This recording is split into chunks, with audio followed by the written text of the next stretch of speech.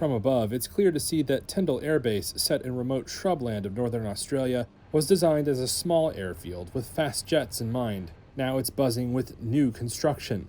The United States has quietly begun overhauling it, constructing hundreds of millions of dollars worth of facilities there to support B-52 bombers, F-22 stealth fighters, and refueling and transport aircraft.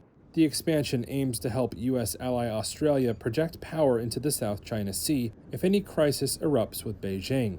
The Australian government also has its own program of new projects at Tyndall, spending $980 million on hangars, a new airport terminal, and other facilities which are near completion.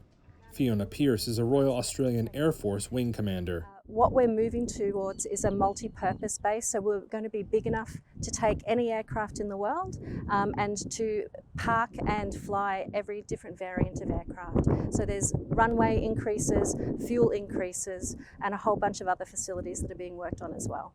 Australia is the top overseas location for U.S. Air Force and Navy construction spending under 2024 and 2025 U.S. congressional defense authorizations, totaling over $330 million. A few hundred miles north, a base in Darwin is also being upgraded with U.S. help. Tender documents show intelligence briefing rooms, runway upgrades, warehouses, and maintenance hangars are in the works. U.S. Marine Corps have routinely trained in Darwin since a 2011 agreement between Canberra and Washington.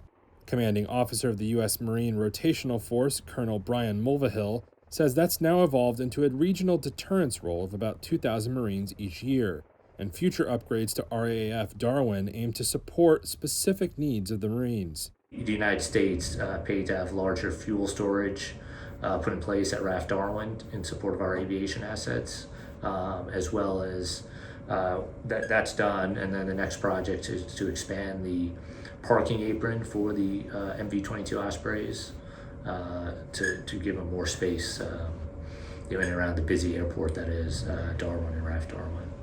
While remote locations pose challenges to sourcing materials and a workforce, Indigenous Australian residents also have complaints about the new developments. 75-year-old Tibby Quall is among several traditional owners who say growing demand for defense-related housing in Darwin has led to land clearing of forests they want protected, while rising prices have pushed Indigenous families out of the city. While U.S. and Australian officials say traditional owners can visit sacred sites on the base, Quall says his family has no real voice on how the land is used.